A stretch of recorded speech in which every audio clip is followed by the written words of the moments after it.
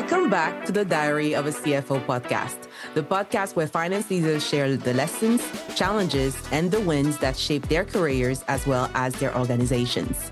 I'm your host, Wasia Kamon, and today I'm super delighted to have with me Jack McCullough. He is the founder of the CFO Leadership Council, a global community of over 2,500 senior financial executives. He has served as CFO for multiple organizations, from high-growth startups to Fortune 500 companies. Jack is the author of 3 books, including MBA for Lunch, which was just released this week. He is also a senior contributor to the Forbes CFO Network, the host of The Secrets of Rockstar CFOs podcast, and has been featured on the Wall Street Journal, Bloomberg, Barron's, CNBC, and so many other cool places. Welcome to the show, Jack. Wow, you make me sound a lot better than I actually am, Wasia. Great to be here. Thanks for having me. Of course. You're such a rock star. So why don't you tell us about your career journey, what drew you to accounting in the first place, and what's the story behind how you found yourself in your current position? When I look back, and you and I know each other a little bit, and I was kind of like this at 18, and you probably wouldn't think, boy, that's a guy that's going to find a fulfilling career path in accounting, right? Because I'm an extrovert and a bit of a clown. And people kind of didn't believe me that I was going to major in accounting, but I took an accounting class in high school. I was pretty good at it. Mm-hmm. I liked it because what I liked about accounting is that it's logical and it makes sense. I can follow it. And if you do, it's like solving a puzzle. Yes. But this puzzle's always solvable. You just have to keep trying to do it. And that actually does fit into my personality a little bit. So I studied accounting at Suffolk University, and then I went into, for your younger listeners, the big 8 accounting firms. There were once 8 of them. It was a predecessor to what's now known as KPMG. Its name when I joined was Peat, Marwick and Mitchell. Then I worked there for 3 years, became a CPA.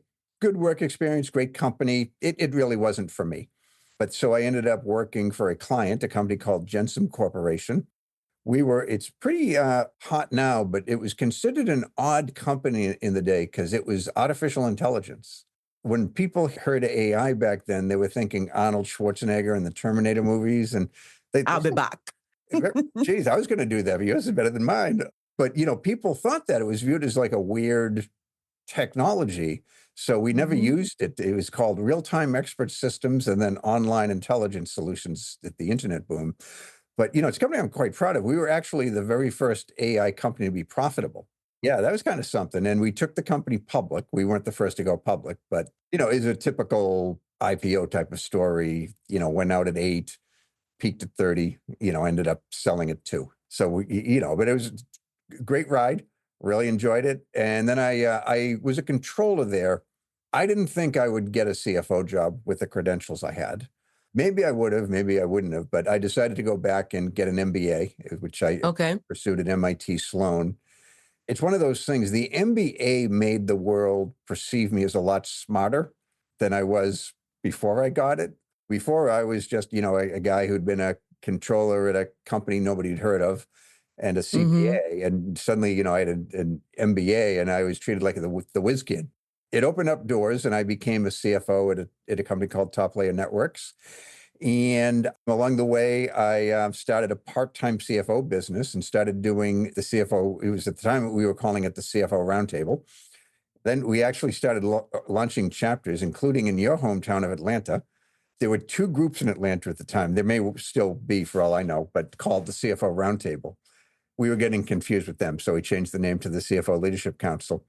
I launched that in 2006. It was kind of a hobby between other things, but it's been my full-time job for a decade. Love what I do. So that's amazing. Wow. And I've been a member of the CFO Leadership Council for 2 years now. And when I joined, I wasn't a CFO. I was a controller. And about a year and a half or so later, I became CFO. So on every other podcast, people will hear me talk about the CFO Leadership Council. Maybe I should get an affiliate link or something because this is so, so good. So when you started it, did you envision it being like more than what it became? Like you said, it started as a hobby. At which point did it actually flip for you? I was a CFO at the time. I applied to join FEI, Financial Executives Institute, which is a great organization. for whatever reason, I was denied membership, which, yeah, and Ouch. I was a CFO. People joke I'm the only CFO in the history of the organization that was denied membership, but I never really found out why. Probably someone just didn't like me. They don't like bald people or something. I don't know. But there are too many bald people in this group. It goes from here. Hopefully that wasn't the reason. But, I did see, I'd attended the meetings and I liked them and I made some friends. So I did see the Mm-hmm. value of having a peer network. The expression, if you can't beat them, join them. I reversed it. I said, if you can't join them, beat them. So I started my own. Wow. Yeah, we didn't actually beat them. They're thriving, we're thriving. So, and I'm friends with all of them. They're friends with me. So Wow. So one rejection makes you go high gear. Okay, let me really turn this up and build it to where it is now. yeah, it was like, had they not rejected me, the CFO Leadership Council simply wouldn't ever have existed. I would have had no reason to start a group if I was a member of a well-established, well-respected group, right? FEI is a great organization. If I had any bitterness at the time for, being denied membership, I'm long over it. I don't think I was ever bitter as much as confused. But yeah, that's what forced me to start this organization, which I kind of think, that they maybe wish I hadn't. I don't know. So you'd have to Mm-hmm. ask them for sure. So. That's awesome. So, what was that transition like? Like you were in your full time role and then you started this leadership council. Now you really want to get it, you really want to have this become a big organization. What was that transition like? Like, how did you surround yourself or how did it go? Yeah, I did it for 2 years. I was a CFO at the time. I was a bit of a victim of my own success because I had a good career as a CFO. I liked it. I liked my job. I liked my company. I liked the work I was doing. And, I was getting reasonably well paid. So this was taking up a lot of my time. So after the second year, I told people that I'm not going to continue it. And it didn't really, there was no entity that legally existed. It was just, I said the CFO roundtable. I paid for the food out of my own checks. I asked people to contribute $25 to come, that type of thing. But they asked me not to do it. And I just said, look, it's too much time. You're welcome to do it if you think it's that easy. But they said, why don't you start charging dues and hire somebody to do the administrative stuff? That way you can do the stuff that you like doing and it won't Mm-hmm. be that much of a burden. So I ended up doing that. I got an advisory board. I posted a job on Craigslist. Do you remember Craigslist? It, Yes. it may still be around. I don't know. But yeah, $15. It was the best $15 I ever spent. And I hired a woman named Becky Blackler. I wanted to hire a mom because I had a good job that it was probably 10 to 15 hours a week, but you only had to leave the house 4 hours a month. So I thought Mm-hmm. this was a good job for a stay-at-home mom.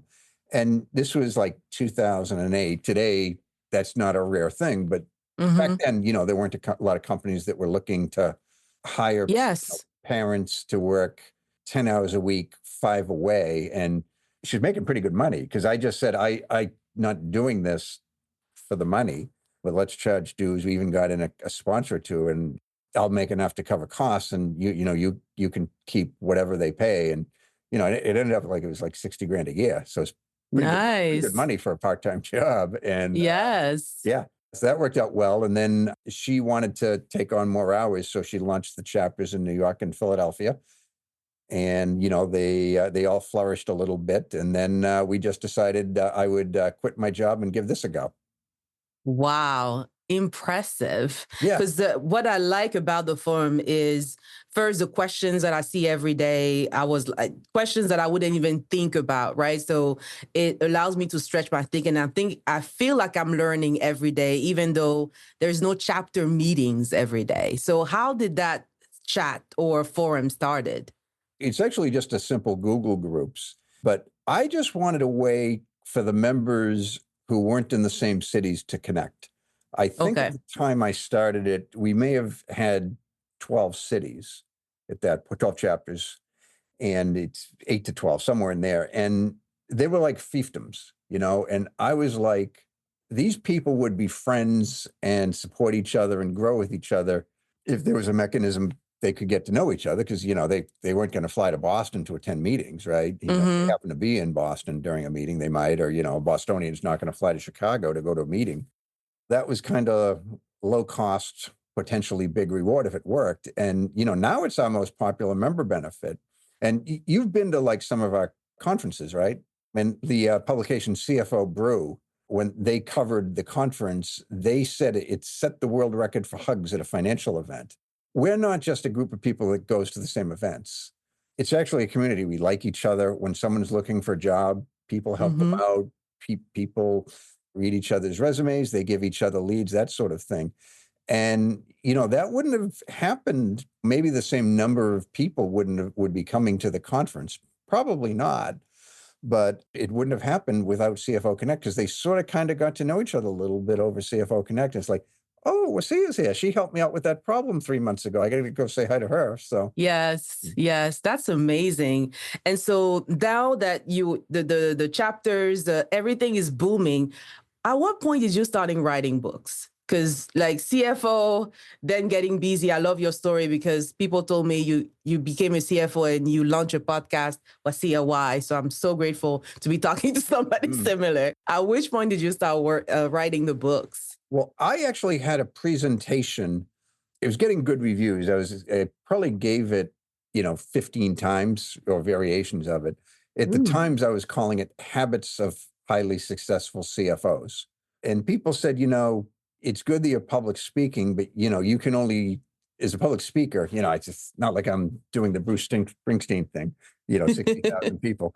But why don't you write a book about it? That way you can reach a broader audience. And, you sort of have the knowledge. It's just a matter of finding an editor to help you do it and a designer. Mm-hmm.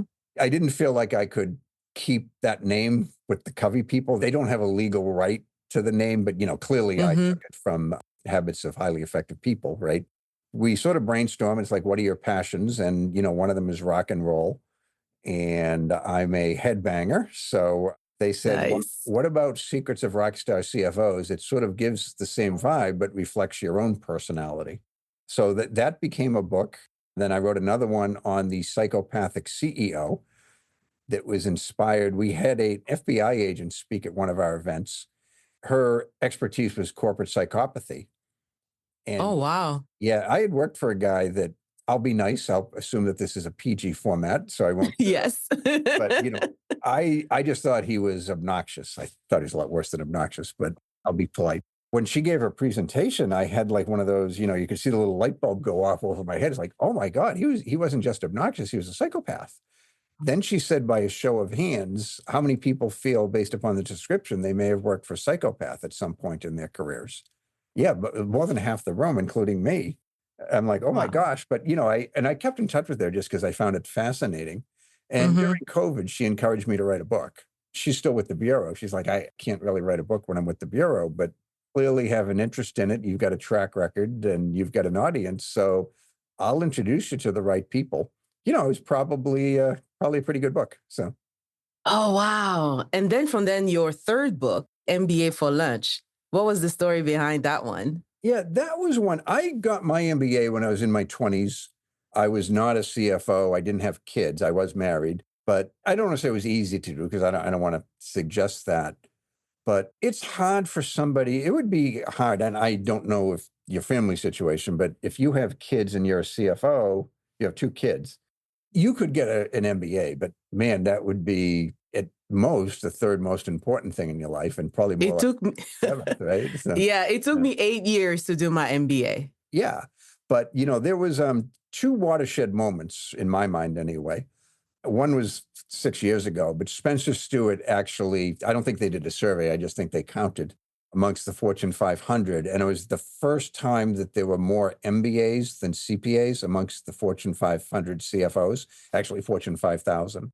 Since I'm referencing them, I owe them the courtesy of getting it right, don't I? But that was like kind of weird. And, while it's not like it's 6-1 or something like that, that gap's only widened a little bit. So the MBA apparently is the better credential for the CFO.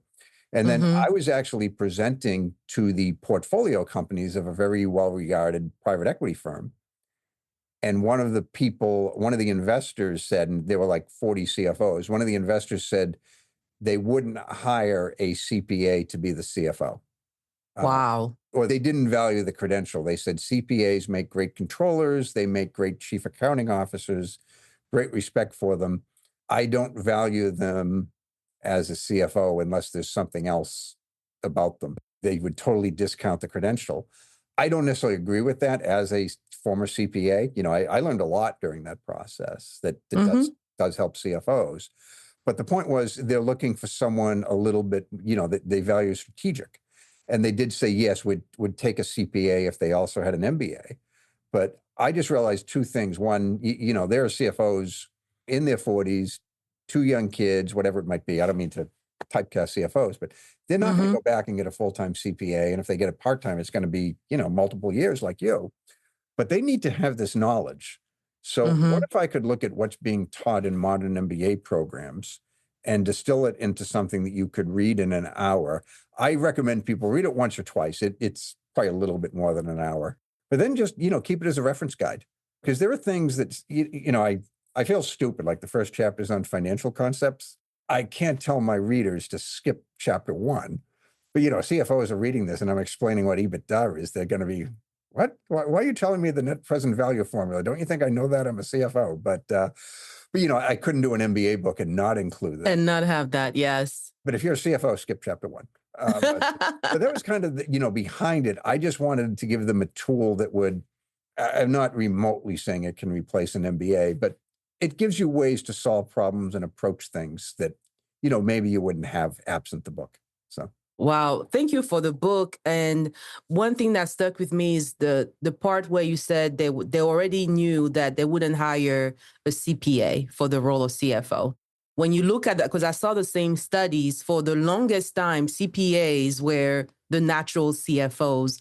What do you think created that change in perception over time? Yeah, it's interesting because when I became a CFO, the world just changed so much. My first CFO job was suddenly made myself feel old. It was almost 30 years ago. But we all had the same resume. Bluntly, I worked in the tech space, but it was big 8 accounting firm, accounting manager, controller, CFO.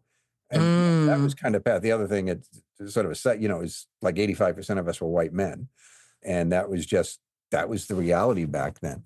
The business world has changed and the expectations of CFOs have changed. And now that the job, it used to be, I probably got the CFO job. I did have the MBA and that absolutely helped.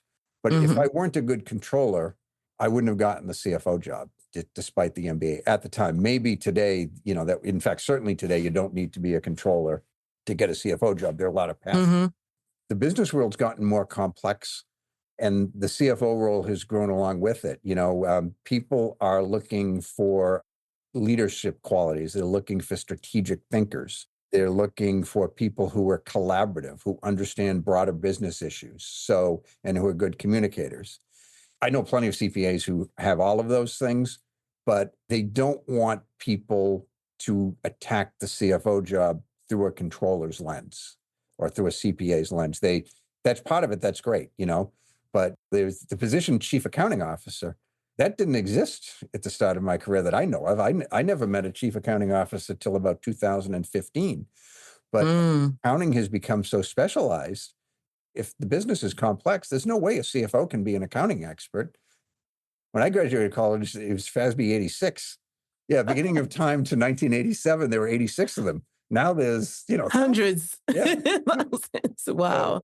So yeah, it's just a different world and different expectations. In fact, I can't call it a poll.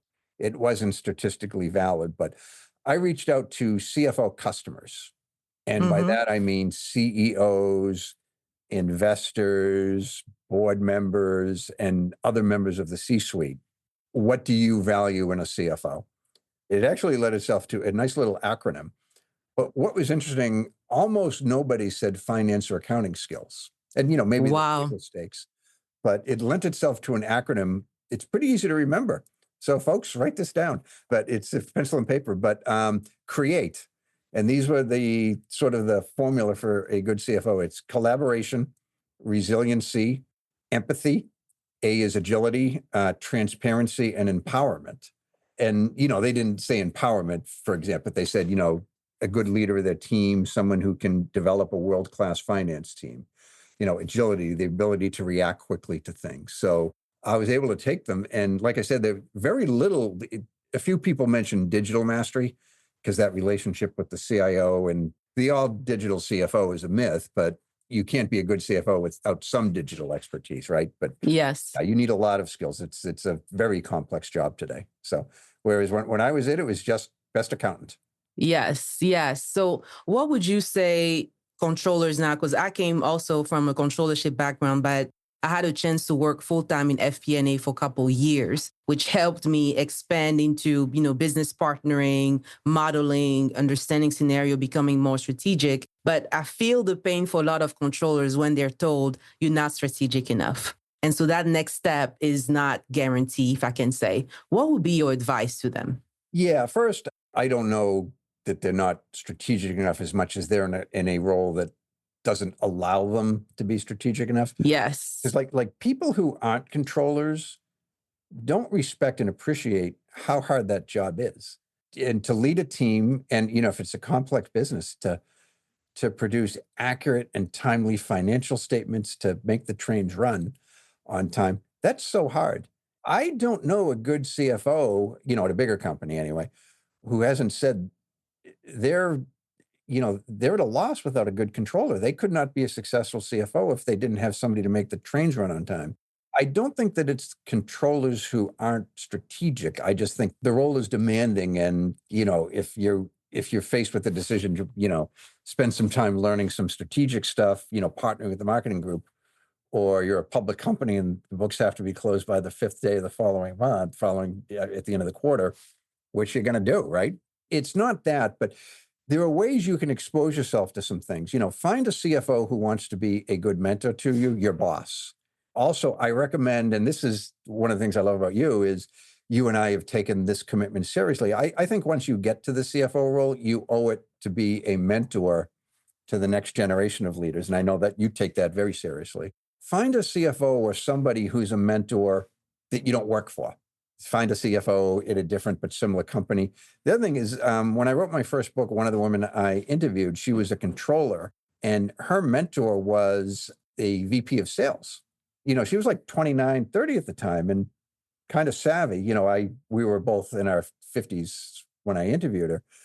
But, I was looking back, I'm like, that was kind of, you're a little bit ahead of the curve, but what was the thinking? And she said, not in an arrogant way, but she said, I knew the debits and credits better than my bosses did. She was a divisional controller. I won't say the company, but 100% you've heard of it. So they had a lot of divisions. She was a divisional controller and she aspired to be a divisional CFO. And, today she's a CFO, the CFO. But she said, I wasn't going to, getting better at debits and credits and even some finance, that wasn't going to get me the job, and it wasn't going to make me better in the job when I got it. So she thought if she could understand the business from the perspective of a customer, why the customer is interested in this company, what it means to be a customer, what we can do to support sales growth, I thought that would make me a better CFO when the time came. And, again, I don't mean to be condescending to people who are 30, but that was pretty wise for a 30-year-old, right? Yes, absolutely. Especially back in, say, 1995, whenever this was. I'm not exactly sure, but there's a reason remains as successful as a CFO as she is today. So. Oh yeah. Oh yeah. Thank you. That's so good. And because I agree. I think for me, what helped me at some point was expanding my network beyond just people in finance and accounting. Because you do feel better, but then I started reaching out to people in supply chain, in marketing. And that really helped stretch my thinking overall and spending more time with programs and sales. Thank you so much for that advice. Thank you so much. Yeah, I'm glad to, because network with financial people, you'll just become a better controller. That's great. Controller, you can make good money as a controller. It's an important job. There are some people, they want to be a controller, and that's fantastic. But if you aspire to be an executive leader, you do need to broaden that skill set and that network. So what would you say beyond just reaching out to people in other functions in that can say, what else can be done? Because I realized, especially when I was a controller, you only have so much time, so much spare time. What would you say are some of the ways you can elevate what you do or find ways to still connect with others? It's great if your boss feels like he or she has a stake in your career. So they're vested Yes. in your success. And there was another CFO that I interviewed for the book, but she's more of a smaller company CFO. She's worked for a series of venture-backed startups in the Boston area. And she told me at the time she had there were 12 controllers who had worked for her during her career as a CFO. She boasted about the controllers the way Harvard boasts about its alumni. Because I think out of the 12, 9 of them were CFOs in their next job. She exposed them to things. She was up front. Look, I don't think you're going to work here much more than 3 or 4 years. And if you do, maybe I failed you. I want Wow. your next job to be a CFO. And brag's not the word, but she takes a lot of pride, and she still remains a mentor to them. But find a boss like that. She couldn't let the controller present at board meetings, but she did let the controller sit in, work a Nice. little bit on the presentation. That did 2 things for the controller. One, it exposed them to the dynamic of board meetings, how you. Mm-hmm. The other thing is, knowing her, she was probably pretty effusive in her praise. And she's like, hey, I just want to introduce you to my controller. He's great. He helped me prepare all the package. This is the CFO in X portfolio company. She was helping him build her network. Some would argue to her own detriment, but she felt like, I'm a good leader. I have a responsibility to help my team maximize their potential. If that means Mm-hmm. somewhere else, so be it. I can get another controller, and I think I offer a good package to recruit controllers. And she's never had trouble finding a controller, even though a lot of other CFOs do. So. Oh, yeah. I mean, interviewing, I can only imagine interviewing for a person like that. You want to work for them, right? Because you're interviewing for the job, but really interviewing for the boss, because they have so much say in the direction of a career. So that's inspiring. Can't wait to get your book. Mm-hmm. Well, that one's in Secrets of Rockstar CFOs, actually. Okay, so I have to catch up. Well, my wife teases me, and a lot of people tease me, because if you've seen the book, it's, yes, with a leather jacket. Yeah. It's 5,000 words. It's my wife says it's not a book, it's a pamphlet. She's mean. Yeah. The latest one, she was telling her mother, Jack's now written 3 books. One of them was good. Come on, really? She didn't like my latest. So, oh, well. she liked the Love it. Psychopathic CEO book, but Okay. yeah, I think it's the best of the 3 books. Not to knock the one that I guess I'm supposed to be promoting, but it's a good, solid book. But she's amazing. I can tell she's your right match. Oh yeah, well, I gave them, the first one came out, again, it's pretty small. I gave it to my sisters at Christmas. I mean, it wasn't the gift. I just was singing them at Christmas, so I gave them a copy. Mm-hmm. I get back home, I get a picture from my sister. It's a picture of my book next to Atlas Shrugged, which is huge. And it's like, which do you think was the greater literary accomplishment? Come on, really? No way. Really? You can't let me enjoy that I'm a published author, huh? So, yes. Tough love. I'm sure they're so proud of you, though. Yeah, they are. Yes. So. You've done so much. I mean, not only in the companies that you led, but also helping the next generation of leaders, such as myself. So thank you so much. I do have 2 more questions for you. Okay. One, what's the best career advice you've ever received? I mean, a lot of people say, follow your passion.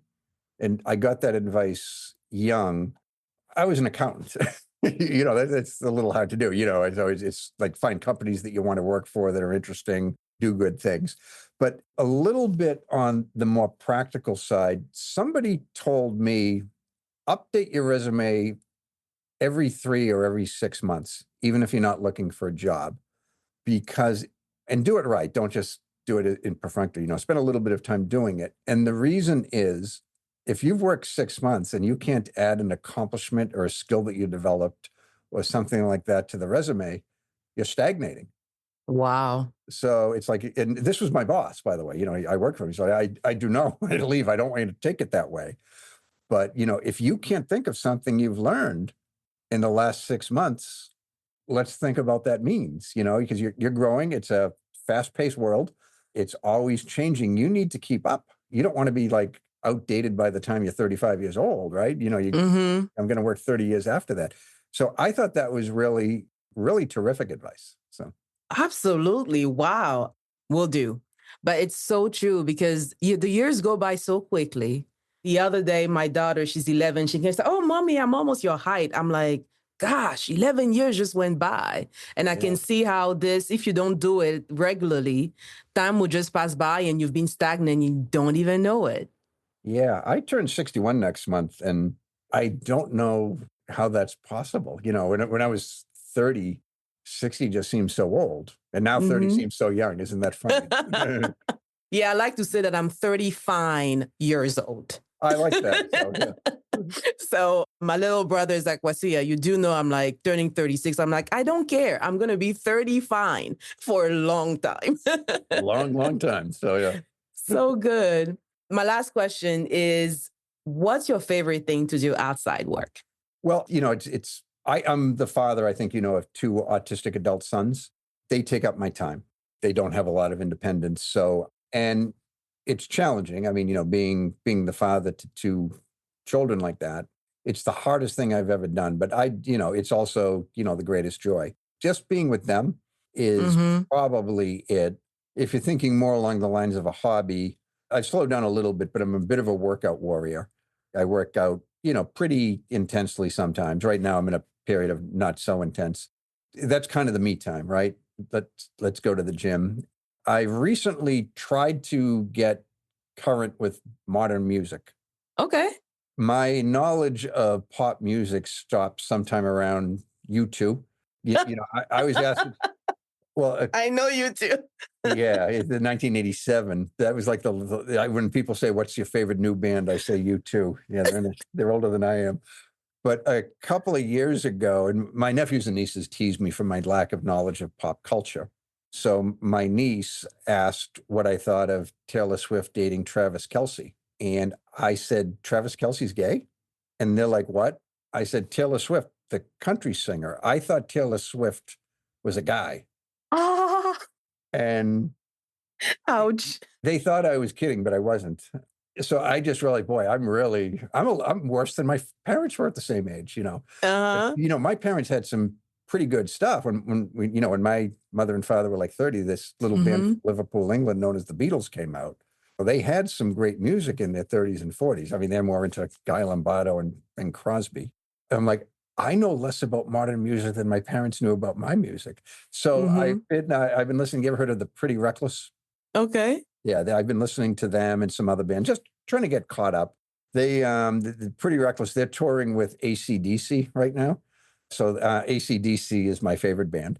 And so Okay. seeing the two of them together in concert is going to be pretty cool. So, Oh, good for you. Good for you. Now I'm curious because, getting better at working out is been on my goal for the past, I don't know how many years. So what is less intense workout for you? Because I saw your starter pack on LinkedIn where you were like super big, the AI generated picture.